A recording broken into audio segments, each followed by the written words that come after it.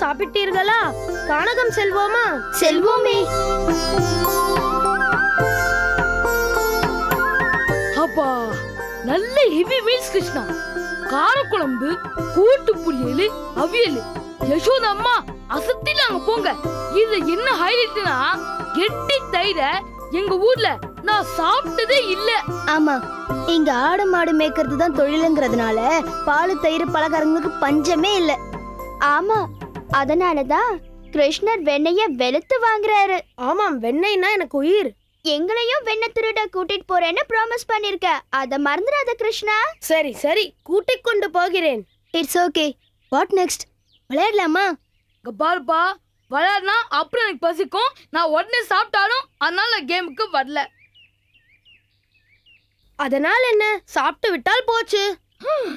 கிருஷ்ணர்னா கிருஷ்ணர் தான். வேண்டாம் கிருஷ்ணா, அது நீயாவே இருந்தாலும் இவன் சாப்பிட்டு சாப்பிட்டு உன் குடும்பத்தை குதிரை வண்டியில ஏத்திடுவான். வேண்டாம். ஏ குண்டோதரி, நீ மட்டும் சாப்பிடாமையா இப்படி பொம்பளை பஸ் மாதிரியான? ரொம்ப பேசுன அப்புறம் பிச்சு போடுவேன். பிச்சு ஜோக்கறத. டே பாலு, கொஞ்சம் சும்மா இருக்கியாடா? ஆமாம், உங்களுக்குள் சண்டை வேண்டாம். வாருங்கள், கானகம் போவோம். கிருஷ்ணா. என்ன தந்தையே? கலியுக குழந்தைகளோடு எங்கே கிளம்பி விட்டாய்? காலார கானகம் வரை போய் வருகிறோம் தந்தையே. வானத்தில் வல்லூர்கள் அதிகமாக தென்படுகின்றன. இன்று கானகம் போக வேண்டாம், நாளை போகலாம். வீட்டிலேயே இரு கிருஷ்ணா. வீட்டில் இருந்தால் மட்டும் எனக்கு ஆபத்து இல்லையா என்ன? என்ன சொல்கிறாய் கிருஷ்ணா? வண்டி சக்கர வடிவத்தில் அரக்கன் சடகாசுரனால் தனக்கு வந்த ஆபத்தை பற்றி கூறுகிறான். அதை இப்போது நினைத்தாலும் குலை நடுங்குகிறது. அப்படி என்ன நடந்தது அம்மா? சொல்லுங்க, நாங்களும் தெரிஞ்சுக்கிறோம். ஒரு நாள் நான் வீட்டினுள் வேலையாய் இருந்தேன். கொல்லையில் இவர் மாடுகளுக்கு தீவனம் போட்டுக் கொண்டிருந்தார். நான் இதே வாசலில் விளையாடிக் கொண்டிருந்தேன். கிருஷ்ணா, நீ சொல், இல்லையேல் என்னை சொல்ல விடு. தாயே, சரி சரி, நீங்களே சொல்லுங்கள். இவன் தனிமையில் விளையாடும் பொழுது வாசலில் நின்றிருந்த பார வண்டியின் ராட்சத சக்கரம் தானே அச்சை முறித்துக் கொண்டு கிருஷ்ணனை நோக்கி வேகமாக உருண்டு வந்து கொண்டிருக்கிறது. அதை வியப்போடு பார்த்த கிருஷ்ணன் அது தன் மீது மோத வருவதைக் கண்டு விலகிவிட சகட சக்கரம் சுவற்றில் மோதி நிற்கிறது. நின்ற சக்கரம் மீண்டும் கிருஷ்ணனை தாக்க உருண்டு வருகிறது.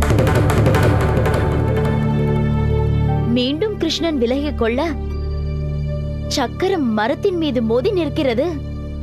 மீண்டும் கிருஷ்ணனை நோக்கி கொலை வெறியுடன் வர கிருஷ்ணன் ஒரு மேட்டின் மீது ஏறி நிற்க சக்கரம் விடாது அங்கேயும் வருகிறது. என்ன குடும்ப கிருஷ்ணா இது? சக்கரம் கிருஷ்ணரை கொல்ல சதுராடி இருக்குது போல இருக்கு. ஆமாம், ஆனால் சக்கர வடிவில் இருந்த சடகாசுரனுக்கு கிருஷ்ணனை அழிக்க முடியாது என்று தெரியாது. பாவம். அது மட்டுமா, அதுதான் தன்னுடைய கடைசி ஓட்டம் என்றும் அவனுக்கு தெரியாது. இவ்ளோ நடந்திருக்கு, நீங்க ரெண்டு பேரும் கிருஷ்ணரை காப்பாத்த ஏன் வரல? ஃபைனலா என்னாச்சு? இரண்டு பேரின் கேள்விக்கும் ஒரே பதில்தான்.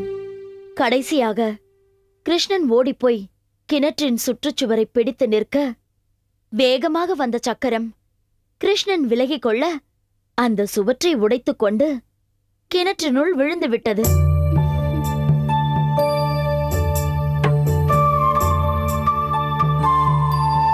கிருஷ்ணர் முதலியே அந்த கிணத்துக்கிட்ட போய் நின்றிருந்தா அந்த சக்கரத்துக்கு பயந்து இப்படிலாம் ஓடி இருக்கவே தேவையில்லையே. அழிக்க வேண்டியவனை ஆட விட்டு அழிப்பதுதானே கிருஷ்ணனின் வழக்கம். அது சரி, கிணத்துக்குள்ள விழுந்து என்ன ஆச்சு? இடி போன்ற அலறலும் நெருப்பை கக்கும் எரிமலை போன்ற உஷ்ணமும் புகை மண்டலமும் உருவான பிறகே நாங்கள் விஷயம் அறிந்து ஓடி வந்து பார்த்தோம். அதற்குள் எல்லாம் முடிந்து சகடாசுரன் இறந்து விட்டான். பிறகு விசாரித்த போதுதான் கிருஷ்ணன் இதையெல்லாம் கூறினான். இதைத்தான் கிருஷ்ணன் தனக்கு வெளியில் மட்டுமா ஆபத்து என்று கூறினான். ஆமா, கிருஷ்ணன் சொன்னது கரெக்ட் தானே. வீட்டுனுள் கிருஷ்ணனுக்கு எதிராக சதி வேலைகள் நடக்காது என்று நான் அஜாக்கிரதையாக இருந்து விட்டேன். அது என் தவறுதான். அந்த சடகாசுரன் சக்கர வடிவில் மறைந்திருப்பான் என்று எனக்கு தெரியாமல் போய்விட்டது. யார் எப்படி சதி செய்தாலும் கிருஷ்ணனை கொல்லும் சக்தி யாருக்கும் கிடையாது. இருந்தாலும் நாம் ஜாக்கிரதையாக இருப்பது நமது கடமை அல்லவா? சரி, இன்று மட்டும் இங்கேயே விளையாடுங்கள். சரி தந்தையே, வாருங்கள் விளையாடலாம்.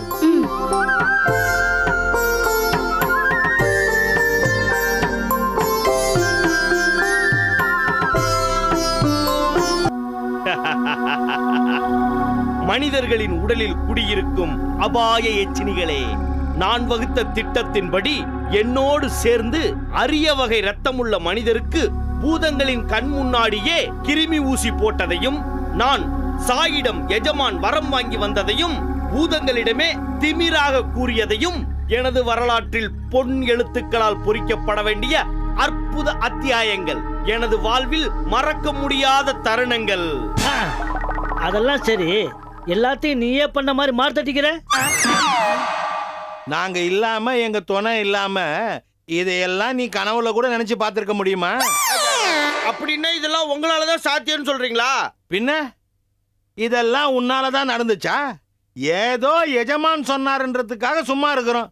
நீ ரொம்ப என்னுடைய வீரத்தை பற்றி உங்கள் இருவருக்கும் தெரியாது. எத்தனை முறை பூதங்களை அடித்து ஓட ஓட விரட்டி இருக்கிறேன் தெரியுமா? கிழிச்ச எனக்கே ஊசி போட்ட உன் வீரத்தையும் விவேகத்தையும் தான் பார்த்தனே. அது மட்டும் இல்லாம சந்தியாவை மீட்டுக்கிட்டு போன சக்தி கிட்ட நீ என்ன அடி வாங்கின, என்ன கதறு கதர்ன, இது எங்களுக்கு தெரியாதா? இந்த லட்சணத்துல பூதங்களை விரட்டி அடிச்சாராம். யாருகிட்ட கதை விடுற நீ? சரி, ஓகே ஓகே, எல்லாத்தையும் நம்ம எல்லாரும் சேர்ந்துதான் செஞ்சோம். போதுமா போதுமா? அப்படி வா வழிக்கு. டேய் மண்டோரா,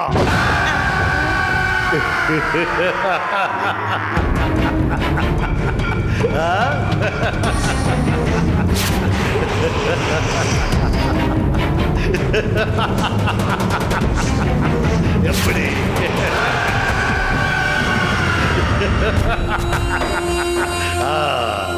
வாங்க எஜமா வாங்க. வெற்றி வெற்றி வெற்றி, மாபெரும் வெற்றி. எஜமா, நீங்க எப்படி எஜமா மூசாவை? முட்டாள், அதைத்தான் என் மாபெரும் வெற்றி என்று சொன்னேனே. அது சரி எஜமான், மாயையில் மறைந்திருந்த மூசாவை எப்படி கடத்தி கொண்டு வந்தீர்கள்? அதுதான் இந்த அசீமின் தந்திரம். இவனுக்கு மாயை நீங்காது, என்னை மாயை பிடிக்காது என்ற வரத்தை நான் சாயையிடம் வாங்கினேன் என்று பூதங்களிடம் தெரிவிக்க சொன்னேன் அல்லவா? அதை தெரிந்து கொண்ட பூதங்கள் அலறி துடிக்கின்றன. மற்ற பூதங்களை விட அம்மா பூதமான பூதராணிக்கு பாசம் பீரிட்டு பொங்கி வழிகிறது. மகன் மூசாவை காண வேண்டும் என்று தவிக்கிறாள், துடிக்கிறாள். தானே ஒரு முடிவெடுத்து வீட்டை விட்டு வெளியேறி சித்தரை காண காட்டுக்கு போகிறாள். ஓ, இதெல்லாம் வேற நடந்திருக்கிறதோ? இதெல்லாம் நடக்கும் என்று யூகித்து போட்ட என் திட்டப்படியேதான் எல்லாமே நடந்தது. சித்தரை தேடி காட்டுக்கு போன ராணி வேற என்ன செய்தாள் எஜமான்? சித்தரை வேண்டி அழைத்தாள். வந்த சித்தரிடம் சித்த சுவாதீனம் இல்லாத தனது பாலகனை காண வேண்டும் என்று கூற அவர் வேண்டாம், அது ஆபத்தில் முடியும் என்று தடுக்க அவள் மன்றாட, சித்தர் யோசிக்க, முடிவில் விதி வென்றுவிட்டது.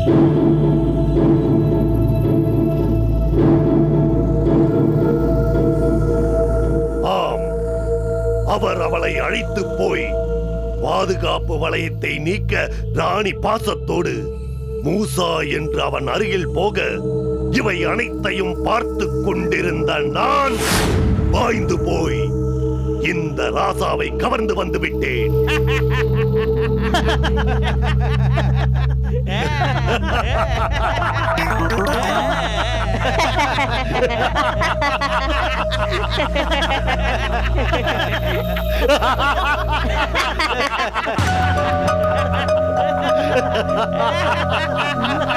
அமைதி.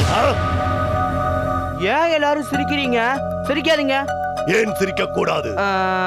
ஏன் சிரிக்க கூடாதுன்னா ஏன் சிரிக்க கூடாதுன்னா சொல்லி தொலையடா மூசா. பல்லு சுலுக்கிக்கும்.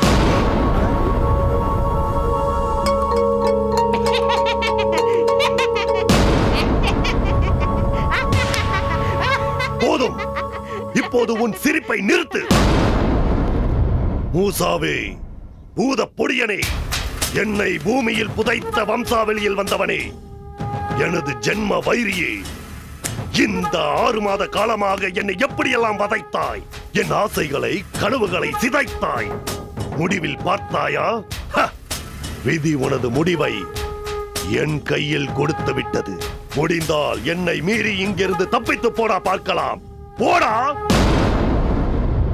எஜமா, அவகிட்ட போய் பேசிட்டு இருக்கீங்க. நீங்க பேசுறது என்ன அவனுக்கு புரியவா போகுது? சும்மா கட்டாதீங்க எஜமா. உங்களுக்கு மாய பிடிச்சிருந்தப்ப நாங்க உங்ககிட்ட என்னெல்லாம் பேசணும், எப்படி எல்லாம் பண்ணோம் உங்களுக்கு எதுவுமே தெரியாது. இப்ப அப்படித்தான் மூசாவோட நிலைமைங்க. இல்ல டங்கு நீட்டிங்கன்னு தேவையில்லாம இவன் இப்ப நம்மள மாட்டி விடுறான். எஜமா, அது போதும், உன் உளறலை நிறுத்து. எனக்கு மாயை பிடித்திருந்த போது என்னை வைத்து நீங்கள் மூவரும் ஆசை தீர விளையாடி இருப்பீர்கள் போல் இருக்கிறது. அப்படிலாம் எதுவும் இல்லைங்க. உங்களை பாதுகாக்கிற முயற்சியில தான் நாங்க ஈடுபட்டு இருந்தோம். இந்த மண்டாரம் ஏதோ வளரி கொட்டிட்டு இருக்கு. ஆமா எஜமா, நானும் அதைத்தான் சொல்ல வந்தேங்க. நீங்க தான் தவறா புரிஞ்சுக்கிட்டீங்க. சரி எஜமா, அதான் மூசா எந்த எதிர்ப்பும் இல்லாம இருக்கிறானே, அவனை சட்டு புட்டுன்னு அழிச்சிட வேண்டியது தானே. முட்டாள்தனமாக பேசாதே டிங்கினி. இவனை காட்டித்தான் இவனது பூத குடும்பத்திடம் உள்ள எனது உயிரை அழிக்க வல்ல அந்த பிரம்மாஸ்திரத்தை வாங்க வேண்டும். பிறகுதான் மொத்த பூத குடும்பத்தையும் அழிக்க வேண்டும். அழிவேன், அழிவேன், அழிவேன், அழித்து காட்டுகிறேன். ஐயோ ராணி, ராணி, ராணி எங்க போனாலும் தெரியலையே. நம்ம குடும்ப கஷ்டம் தெரியாம எங்க போயிட்டானே தெரியலையே. அம்மா, ராணி எங்க தேடி காணோமா? எங்கம்மா போயிருப்பா? நான் கூப்பிட்டா வராதவன், நீ கூப்பிட்டா வந்தாலும் வருவா. ஒருவேளை கூப்பிட்டு பாடுறா. ஆயிஷா, உங்களுக்குள்ள 1000 சண்டை இருக்கலாம். ஆனா இருக்கிற பிரச்சனை வச்சுக்கிட்டு ராணி நீ கூப்பிட்டா வராம இருப்பாளா? ராணி எங்க தேடி காணலன்னா அவளுக்கு ஏதாவது ஆயிருக்கும். அப்பா, ராணி எங்க இருக்கான்னு உன் ஞானத்திட்ட பாருப்பா. எனக்கு பயமா இருக்கு. குழந்தைக்கு மனநிலை சரியில்லையே, அதனால எங்கேயாவது போய் ஏதாவது பண்ணிருப்பாளா? அம்மா, அப்படிலாம் அபசகனமா ஏதோ கற்பனை பண்ணாதம்மா. அவளுக்கு எதுவும் ஆயிருக்காது. அப்பா நீ பாருப்பா. என்னங்க என்னங்க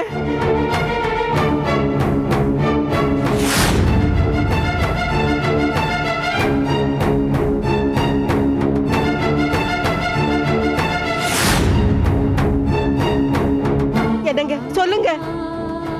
ஏதோ நடந்திருக்கு. ராணி ஒரு இடத்துல சோகமா உட்கார்ந்திருக்கா. சோகமா உட்கார்ந்திருக்காளா? ஏங்க என்ன ஆச்சு? தெரியலையே, போனாதானே தெரியும். அப்பா, பழவளன்னு பேசிக்கிட்டு இருக்காதுப்பா. ராணி இருக்க இடத்துக்கு போ, உடனே வாங்க.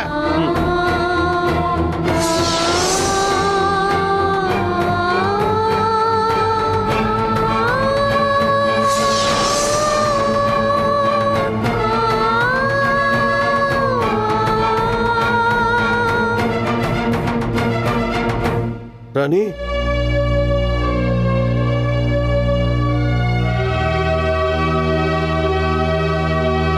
என்ன ராணி, ஏன் இங்க வந்திருக்க? என்ன நடந்துச்சு? ஏமா, மகனை பிரிஞ்சதுனாலயா இல்ல வேற ஏதாவது பிரச்சனையா? ஏண்டி, என் மேல ஏதாவது கோவமா? எதுவா இருந்தாலும் சொல்லுமா.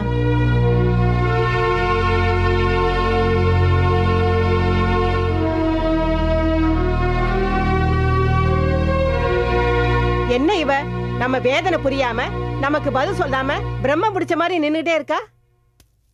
ராணி, கேட்கறது காதல் விழ பேசுடி. ஏங்க வந்து உட்கார்ந்திருக்க? மூசாவுக்கு அது ஆபத்தா இல்ல உனக்கு ஏதாவது பிரச்சனையா? அது எது வந்தாலும் தயங்காம சொல்லுமா.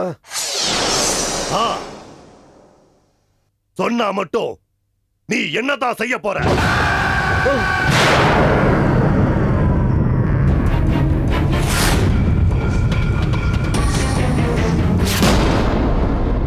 பாவ ராணி, அவ ஒண்ணு சொல்ல மாட்டா.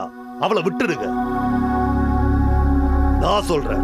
சண்டாளா, பூசா என்னடா பிரச்சனை பண்ணிருக்க? சொல்லி சொல்லடா. ஹாய் பூதராசா, சித்தர் பாதுகாப்பு வளையம் போட்டா நான் மூசாவை விட்டுடுவேனா?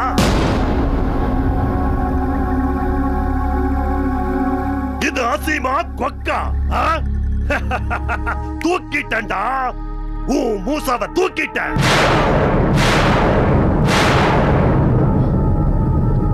இப்ப மூசா நம்ம கிட்ட பேஷா இருக்கிறான். என்னடா இவனுக்கு மறுபடியும் மாய பிடிக்கணும்னு சொன்னாங்களே, இன்னும் பிடிக்கலையே. மூசாவை வேற தூக்கிட்டேன்னு சொல்றானேன்னு பாக்குறீங்களா? அதுதான் என் ஆளுகளை அனுப்பி சொன்னேனே. இனிமே மாயை என்ன பிடிக்க மாட்டா, மூசாவை விட்டு விலக மாட்டா. சாயா கிட்ட அப்படி ஒரு வரத்தை வாங்கிட்டேன். மாயை பிடிச்சிருந்தாலும் மூசா உங்களுக்கு வேணும்னா உங்க கிட்ட இருக்கிற அந்த பிரம்மாஸ்திரம் எனக்கு வேணும். அந்த பிரம்மாஸ்திரத்தை என்கிட்ட கொடுங்க. நான் மூசாவை உங்க கையில ஒப்படைச்சறேன். மூசா என்கிட்ட இருக்கானா இல்லையான்னு சந்தேகமா இருந்தா அத பூதராணி மூலமா தெளிவுபடுத்திக்கங்க.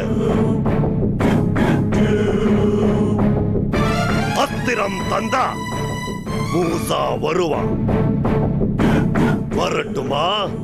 பூதராச குடும்பமே வர.